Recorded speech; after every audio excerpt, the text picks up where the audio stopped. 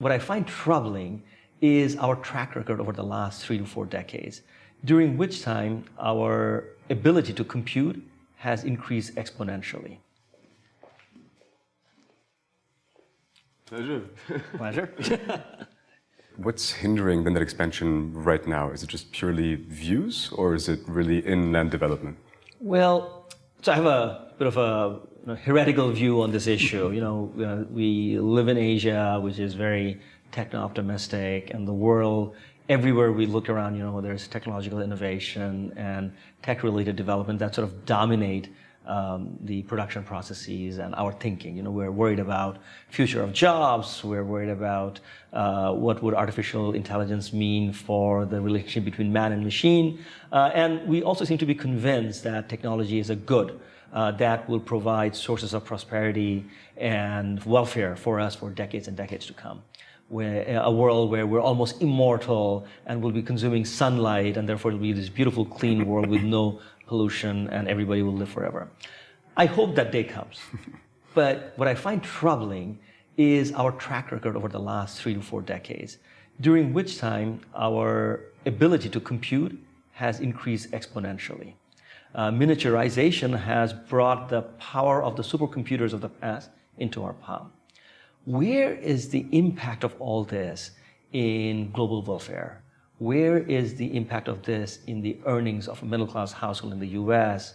Or where is the solution that is coming from all this technology in terms of mitigating climate risk, in terms of mitigating diseases that are antibiotic-proof, and so on? So let me give you a couple of data points, if you will, or rather narratives, if you will, around this. The 3 economists from Stanford University prepared a working paper a couple of years ago, and it still makes quite a bit of resonance.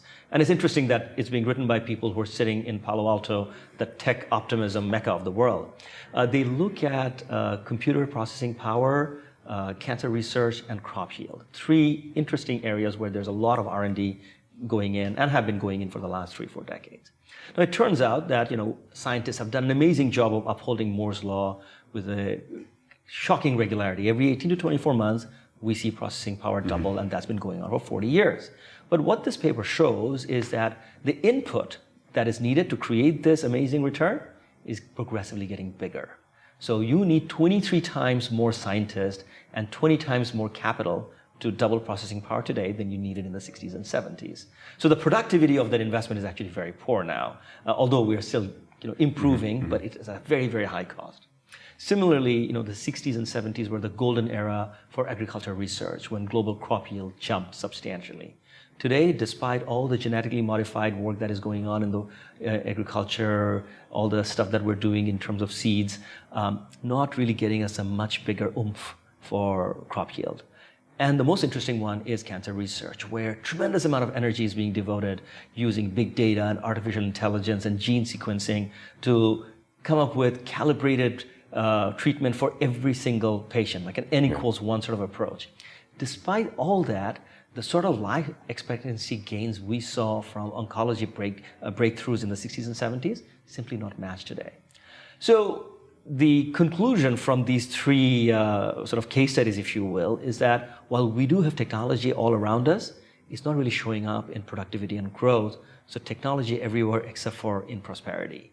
And Robert Gordon from Northwestern University, who wrote a book called The Rise and Fall of American Growth a few years ago, and he argues also that the sort of revolutionary impact on the world that was had through clean energy, sanitation, steam engine, or the airplanes, we really are not in that era. And so Gordon goes a little further and says we're actually living in an era of technological stagnation as opposed to amazing breakthrough. So I don't necessarily subscribe to the very pessimistic camp that this means that game is over, all the low-hanging fruits of innovation are over, everything that we get now is going to be very hard and expensive. I see it as a clarion call that we need to think harder, act smarter to come up with more innovations. Because yes, the easy stuff is behind us, but I think we still have a few gray cells left in this world to come up with more innovation.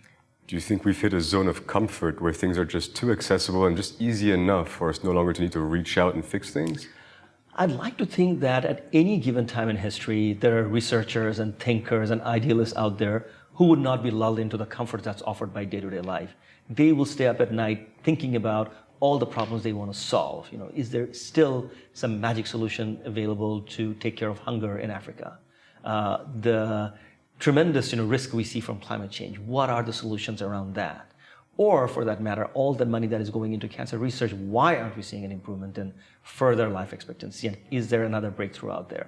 So I'd like to think that humanity's quest, especially the really smart researchers and thinkers and philosophers out there, that they will keep on thinking and yearning for better solutions. We're not done solving the problems of humanity by any means. I always thought it was more of a difference in focus. Say, developing electric cars to replace greenhouse gas emitting cars is always a trendier approach than fixing an air conditioner, which on a global scale actually emits a lot more greenhouse gases. Absolutely. Very good point. And even in the issue of electric cars, it's not that green if the battery is being charged by a power plant that runs on fossil fuel, or if the battery is using chemicals that are impossible to recycle or very, very expensive and difficult and polluting to extract. So yeah, even in the electric car industry, I think the end-to-end solution, that it is a fully clean industry, they still have a sort of several mountains additional to climb.